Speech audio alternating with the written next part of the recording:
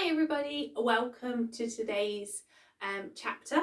We are reading a book called A Diary of Dreams. It's the first book in the Universal series and we are currently up to chapter 4, arriving at the country fair and rodeo.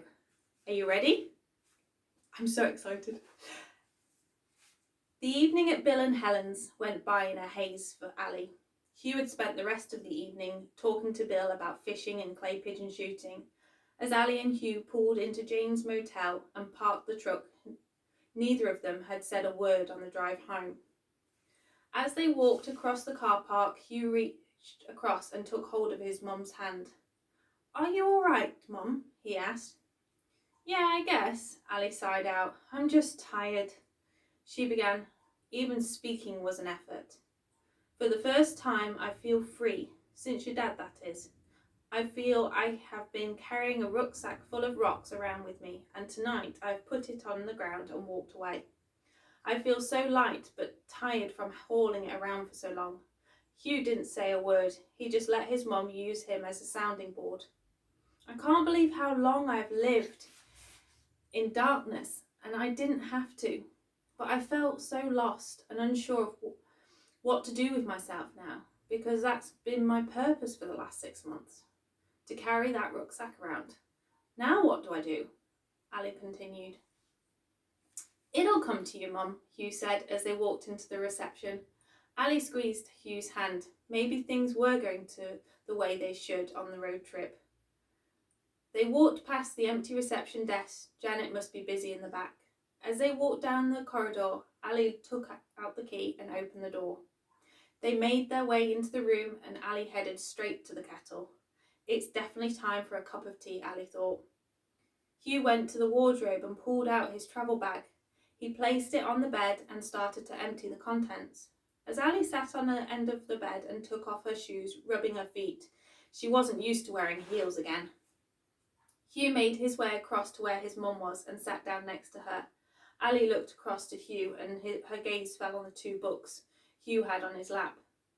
"What are those?" Ali asked. Hugh held the books tighter. "They're a gift from Jane. She gave them to me before we left and said I should give one to you on our first night, which didn't feel right at the time, but tonight I think you should have it." Hugh placed one of the books in Ali's laps. Ali opened it up and saw blank diary pages. Ali looked across at Hugh. Hugh looked at his mum. "I think it's time to start telling you your new story, Mum. I have one too." Hugh opened up his diary and turned to the page with today's date on. Ali noticed how his pages already had writing on. "I started mine when we landed. My new story, that is. The different people we have met, how they have helped us, and the places we've been to." Ali took a deep breath. She was taken aback by what both Jane and Hugh had done. Hugh then pulled out an envelope from the front of his diary. "She also gave us this, to spend on something. I would like to spend mine on buying 2 tickets for the country fair and rodeo." Ali took the envelope and counted the dollars. She looked at Hugh and handed the envelope back to him. Hugh jumped off the bed and started to make his mum a cup of tea. Ali stared down at the diary and flicked through to today's date and stared some more at the blank pages. A new story, she thought. Hugh then handed her a cup of tea and sat back down next to her. Ali closed the diary and held the cup in both hands, feeling the warmth radiate from her hands, up her arms and around the rest of her body. Ali took a sip and looked straight ahead. "Okay, if that is what you want to spend your money on, that's your choice, and we'll go to the country fair and rodeo." Hugh leapt up and hugged his mum, spilling tea in the process. "Mum, you're the best!" "You won't regret this." Ali brushed the tree off her trousers. "A new story, hey? Let's make sure it's a good one," she smiled. "Okay, monkey, time for bed." Hugh was too excited to go to bed, but went to put his pyjamas on and cleaned his teeth. He was happy to do whatever his mum asked, especially after she had finally agreed they could go. Hugh climbed into bed and pulled the duvet up so it was sat just under his chin. Ali put her cup of tea down and went across to give him a kiss. "Sweet dreams," and turned off the lights.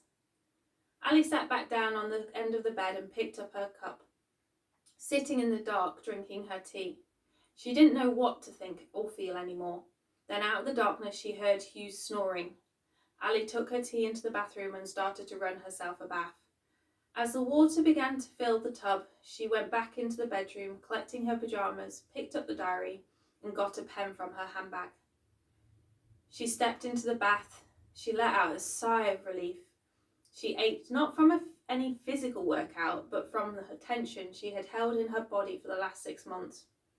As she felt her muscles relax one by one, she let her mind focus solely on her breathing.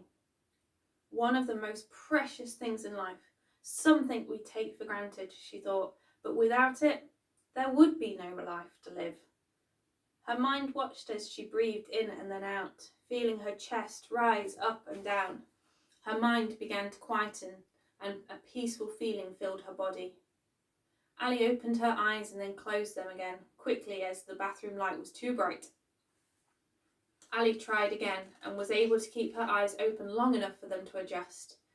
She picked up the towel that was on the side, dried her hands and reached for the diary. She turned to today's date. Picking up the pen, she began to write, "Dear Diary, today is the day that I choose to start telling my new story. For the first time, I feel free from myself, from my experiences, and most of all from my thoughts. I choose to think about my future being bright and happy and full of love. I know each day won't be perfect, and at the moment, I don't know if I can feel the happiness I once did. I may never feel it again, but I am going to dream and to start to find the magic of life again. Like Helen said, it hasn't disappeared, it has transformed. I just need to find what it's transformed into. Most of all, I want to say thank you to life for giving me such a special boy. If life hadn't happened like it did, I wouldn't have had the chance to hear the wisdom Hugh has to share with us all. Thank you for giving me the courage to go on this trip and bring the people and places into my life with perfect timing. I'm not bouncing around the room with happiness yet, but I do feel relief, and that's a start, I suppose. That's where my stories began. I feel relief that I no longer have to carry the heavy burdens that I have created with my own imagination. Love always, Ali." Ali placed the diary down and just lay in the warm water, embracing the peacefulness that was filling each of her cells. As the bath began to cool down and Ali looked at her fingers that had become wrinkled, she climbed out the bath. Her limbs felt heavy. She dabbed off most of the water and put her pyjamas on. She picked up the diary and opened the door. As she turned off the bathroom light, the darkness returned. But this time, she didn't feel the same eeriness she usually felt. Ali felt her way through the dark room to the side of her bed, where she pulled back her duvet, placing the diary on the bedside table, and got into bed. Pulling the duvet up around her chin, she closed her eyes and drifted off into the land of dreams. As the days passed before the weekend of the country fair and rodeo, Bill took Hugh fishing and Helen and Ali went shopping for some retail therapy. Ali and Hugh decided to spend their evening watching movies or talking with Jeanette. They had arranged that they would follow Bill and Helen to the country fair and rodeo and set up camp near them. The day before the country fair and rodeo, they got sleeping bags, pillows, cushions and blankets, as Hugh decided that they were going to change the back of the pickup into a den. Ali spoke with Helen, who said they could use their mobile home for cooking and showers. The night before they set off for the country fair and rodeo, Ali was in the bath, thinking back over the last few days. She had enjoyed the week so much and felt more refreshed than she could ever have imagined. She looked down at her bright red toenails and her French manicured fingernails. She hadn't had such a girly week in years. As Hugh lay on his bed, he pulled out his diary. "Dear Dan, the diary. We have got all the things we need for tomorrow, and I have packed my suitcase. I knew this vision wall would come true. I love the magic of life. Mum is starting to believe in it, life again. She still has her sad days, but I know she feels better. I know what I want to happen when we are at the country fair and rodeo. I am going to learn how to rope and make new friends, and Mum is going to feel love again. I am so excited. Bill has been telling me all about the rides, team roping, barrel racing, stalls and fair rides. It's going to be incredible. Bill and Helen are going to stay with us, and Bill promised he would take me to see the different things which he has been to every year, since forever. Life is magical, Dan the diary, and when I grow up, I am never going to forget the magic. Hugh. The morning sunlight shone through a gap in the curtains. Hugh turned over in his bed and the light rolled onto his face. He felt the warmth of the sunshine. Suddenly his eyes shot open. "It's today!" he exclaimed. He flung back the duvet with excitement. "Mum, Mum, get up! It's the fair!" he yelled as he bounced around the room with excitement. Ali stirred under the duvet. "Oh, another 5 minutes," she said, sleepily mumbled. "Come on, Mum, we're going to the country fair and rodeo today. There's no time to sleep. Get up!" Ali peeled back her duvet as Hugh pulled back the curtains, illuminating the room with sunshine. Ali sat up in bed. As her body slowly woke up, she watched Hugh dart into the bathroom and turn on the shower. Ali got out of bed and heard Hugh begin to sing in the shower. "Life is a highway. I want to ride it all night long. If you're going my way, I want to drive it all night long." Ali couldn't help but smile to hit herself as she let Hugh's happiness wash over her. She walked across the room and put the kettle on, then put her suitcase on the bed, ready to pack the last few things. As she was just taking her first sip of tea, Hugh came out of the bathroom all ready and dressed with his toilet bag under his arm. He threw it on the bed and went over to the wardrobe.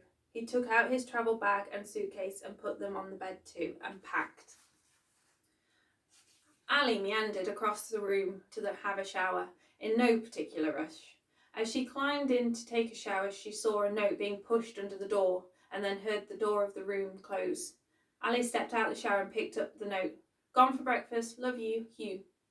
Ali placed a note next to the sink and got back in the shower. Hugh skipped down the corridor to where Janet was laying the breakfast table. "Morning," Hugh said, whilst giving Janet a big hug. "Morning, sunshine," Janet replied, giving him a squeeze in return. "Are you ready for the big day?" "You bet ya," Hugh replied, not being able to keep still while sitting at the table, as he had too much excitement pumping through his blood. "You had better have a full English to set you up for the day," Janet said, making her way to the kitchen. Hugh turned to look out the window. He wasn't looking at anything in particular, but as he stared, his imagination fired up and he saw in his mind the fair, setting up where they were going to sleep, and seeing everything there was to see with Bill, Helen and Mum. He ran through the whole day like he was watching a movie of his future. His grin grew with anticipation. "Hello, monkey." He turned around to see his mum taking a seat at the table. "Morning, Mum." Jeanette appeared with 2 full English breakfasts. "This should keep you going for a while," placing the plates down. Hugh's breakfast didn't last long. He guzzled it up in minutes. Jeanette appeared with her morning coffee. "Have you got everything you need?" she asked. "Yes, thank you." "Thank you so much for everything," Ali replied. "You're welcome. It's great to see you so full of life. You're definitely not the same woman who walked through the door a week ago." Jeanette chuckled. "No, I guess not," Ali smiled, thinking back to what she must have looked like a week ago, angry, tired and stressed. "They're here," Hugh said, jumping off his seat and running out of the reception door, across the car park to where Bill and Helen were just parking up their motorhome. Hugh opened up the driver's door. "Hi," he said cheerily. "Morning, son," Bill replied, taking off his seatbelt and stepping out of the motorhome. "Are you ready?" he asked. "Nearly. We just need to pack up the pickup," Hugh said. With that, he was gone, running back across to the reception. He shot through the door and was off down the corridor to get his bags. Bill and Helen walked into the reception where they were greeted by Jeanette and Ali. Jeanette stood up. "Do you want a coffee?" she asked Bill and Helen. "That'll be great," Helen said. Ali got up and gave them both a hug. "How are you doing?" Helen asked. "Surprisingly good," Ali said, shocked at herself. Hugh appeared wearing his coat, carrying his travel bag and pulling his suitcase along. Ali looked towards Bill and Helen. "I best finishing off packing before he leaves without me." They all laughed as they watched Hugh power walk across the car park on a mission to the pickup. When Ali returned after doing one final check of the room, Bill, Helen, Jeanette and Hugh were all sat around the table, telling stories about the previous fairs. Hugh was silently engrossed in every word they said. Ali left them to it and went to load up the truck with her things. As she entered the reception, "Ready," Ali announced. They all stopped talking and began to stand up. Ali walked across to hug Jeanette. "Thank you again. I couldn't have done it without you. Glad you got the healing you needed. Anytime you need a rest or a break, the doors are always open," Jeanette said. Then Hugh stepped up. "Thank you," he said. "You're welcome, superstar." "You keep spreading that happiness and following your map," Jeanette said humbly. "I will," Hugh said, winking back. With that, they made their way out to the car park. Bill and Helen got into the motorhome and Hugh climbed into the truck. Ali had one last check in the back to make sure they had got everything they needed and got in. She took her shades out and put them on. Hugh turned the radio on and pulled out his map.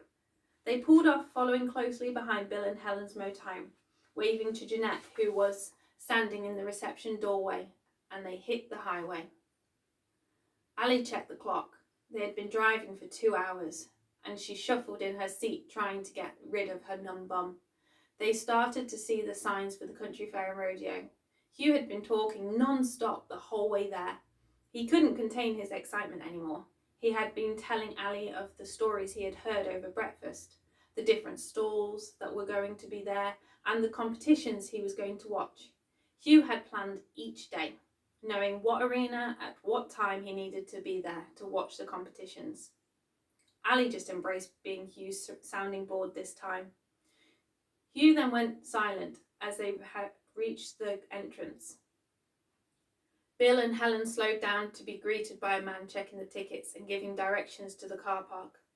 Ali watched Bill and Helen pull forward, and Ali moved the truck up to where the man was standing and wound down her window. "Morning, ma'am," the man said. "Tickets, please." Ali reached into her handbag and pulled out the tickets, handing them to the man.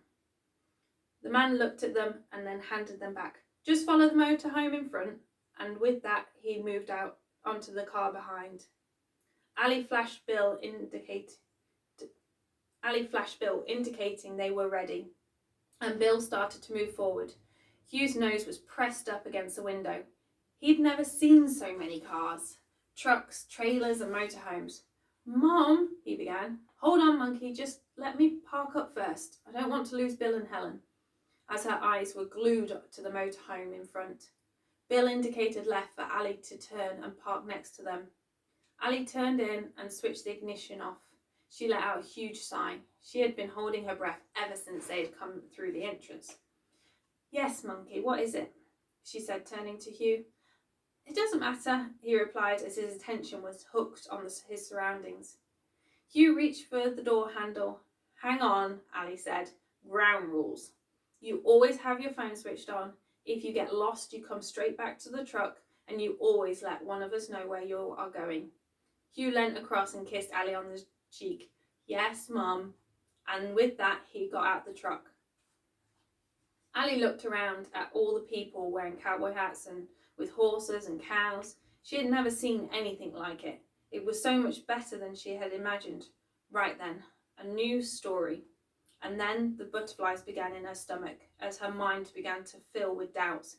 What if I'm not ready for a new story? It had only been a week. What if something goes wrong and I go straight back to the way I was, she thought. Bill's voice broke through her thoughts. "Ali," he shouted. Ali opened the door and got out. She walked around the back of the pickup to see 3 of them stood there. "If there are any problems, we all meet back here," Bill began. "We all have each other's phone numbers just in case. Me and Hugh are going to go and check where things are." He pulled Hugh closer into his side. "Good. Then there will be less chance for you to get under my feet while we set up," Helen said playfully. With that, Hugh and Bill disappeared into the sea of vehicles. Helen went into the motorhome and then appeared at the door with a chair. Ali reached up and placed it outside on the ground. Helen kept passing more chairs out and then a table. Ali stuck her head through the door. "Anything else?" she asked. "No, that's it for now," Helen replied. She was rummaging through the cupboards, mumbling to herself. "I'm sure I packed it. I hope that grump hasn't taken it out." "There you are," she said, happily pulling out a bottle of champagne. Ali smiled. "Time for a sneaky one?" Helen suggested. Most definitely, Ali replied, heading to the back of the pickup and grabbing some strawberries she had brought the day before. They took a seat at the table outside. Helen poured them each a glass. Cheers. Here's to dreams coming true. To dreams coming true, Ali replied. She still couldn't quite believe she was really there. They settled into the chairs and began to chat. While Helen was pouring them both another glass, Bill and Hugh reappeared. I see the unpacking is going well, Bill said jokingly to Helen.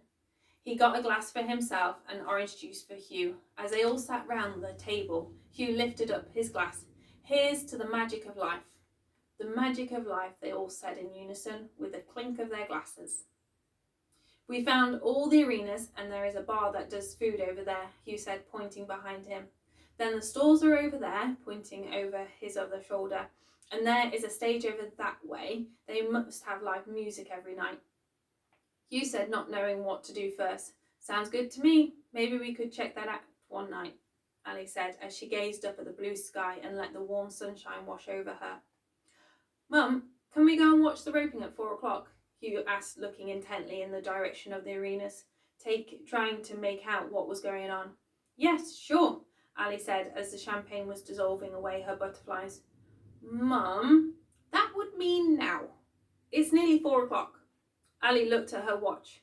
Where had the time gone? She shuffled in her chair, sat up and placed her glass on the table. Okay, monkey, let me just grab my handbag. She began to stand up and then sat immediately back down. Bill and Helen began to laugh. Lost your sea legs, Bill chuckled. Ali took a deep breath and tried again. This time she remained standing and looked across to Helen. You're a bad influence, she said, laughing. Just living the good life, Helen replied, lifting her glass.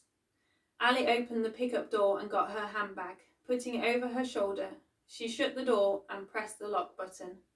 Hugh came round to where Ali was standing and took her hand.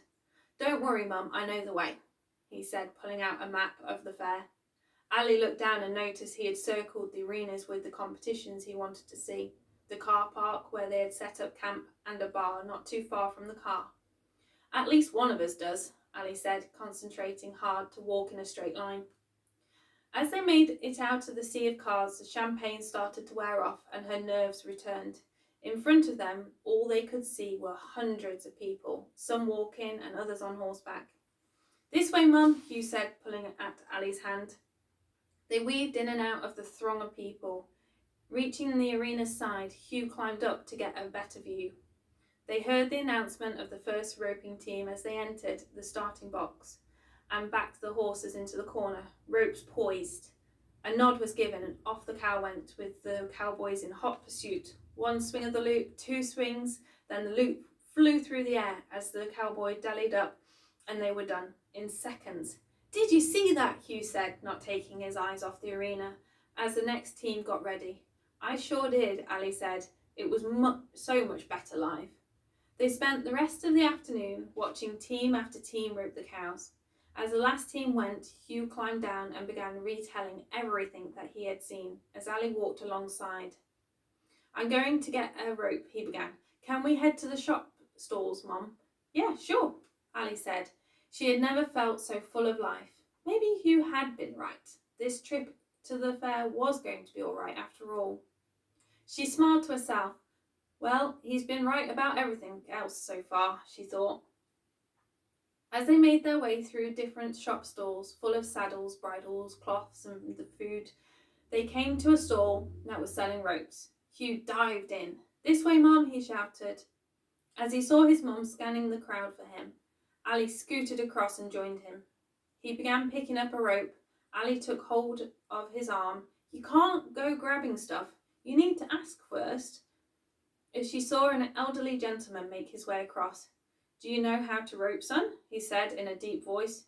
Yeah, a little, Hugh said, starting to build a loop. Why don't you try and rope the roping dummy? Hugh looked to where the man was pointing and made his way across. He tried to get the roping dummy's head but fell short. Why don't you try this rope, the man said, handing him a bright green one. As Hugh kept trying to get the dummy, another family entered with a young boy. About the same age as Hugh, Ali looked across to what looked like the young boy's parents, smiled and nodded in acknowledgement. The young boy had taken a rope and had joined Hugh at the roping dummy. Ali watched as the young boy roped the dummy straight away. Hugh tried again and missed. "You're not opening your left hand to let the coils out," the young boy said. Hugh looked at his left hand, where his knuckles were white from holding the rope so tight. He loosened his grip and tried again. This time the rope travelled through the air and wrapped itself around the roping dummy's horns. "Yeah!" Hugh shouted, looking back at Ali. "Well done, Hugh," Ali replied. "My name's Aidan," the young boy said, looking at Hugh. "I'm Hugh." Together they practiced roping, sharing tips and tricks. Ali watched as Hugh started to get it every time. "Hi," Ali turned around. "I'm Sally, and this is John. We're Aidan's parents." "Hi, I'm Ali. Pleased to meet you." "Are you staying for the whole thing?" Sally asked. "Yes, we met a couple in a town a few hours away, and we're staying next to their motorhome. It's a long story," Ali said, thinking back to how bizarrely everything had worked out over the last week. They had met Lucy, who had led them to Jeanette. They had met Bill and Helen at the airport, who had brought them to the country fair and rodeo. Lots of coincidences, that's for sure, Ali thought. "Sounds like you've had some trip," Sally said. "You could say that," Ali laughed. Sally began to explain where they had come from and how the country fair and rodeo was their annual holiday. Ali responded with the story of how the trip came about and what happened over the last week. Sally and Ali hit it off like they had been friends for years. "What are you doing tonight for dinner?" Ali asked. "We are probably going to the bar to grab something there." "Why don't you guys come to the motorhome? I'm cooking a stew, and there will be enough to feed an army," Ali said. "Anything to have a night off cooking," Sally said, nudging Ali and Jess. "Brilliant," Ali said joyfully. It had been a while since she had cooked for others, but she found Sally and John so easy to get on with. "Monkey," Ali said, trying to interrupt Aidan and Hugh, who were in deep discussions about who was going to be the header and who was going to be the healer. "Hugh!" Ali shouted. Hugh looked at his mum. "Time to go. Sally, John and Aidan are going to have dinner with us tonight, which I really need to start preparing," Ali said impatiently. "Oh, awesome!" Hugh responded. Ali turned to where Sally and John were stood. "Head over in about an hour?" "Sure," Sally replied. "We'll provide the wine." Ali took the rope out of Hugh's hand and, with Hugh not noticing, and walked across to the man at the stall. She pulled out the envelope that Jane had given her and Hugh. "I'd like this, please," she said, handing him the rope. "Do you want a bag?" he asked. "No thanks," Ali said, exchanging the rope with dollars. She walked back over to Hugh and placed the rope in his hands, in exchange for one country fair and rodeo ticket. "Take care of it," she said. Hugh looked at his mum in disbelief, then wrapped his arms around her. "You're the best mum ever." "See you later," Hugh shouted to Aidan over his shoulder as Ali was pushing him out the door. Ali turned to Sally and John. "See you guys in an hour." And with that, Ali and Hugh disappeared into the crowds. Wow. Okay, so tomorrow is chapter 5, and that is Around the Stew Pot. See you soon.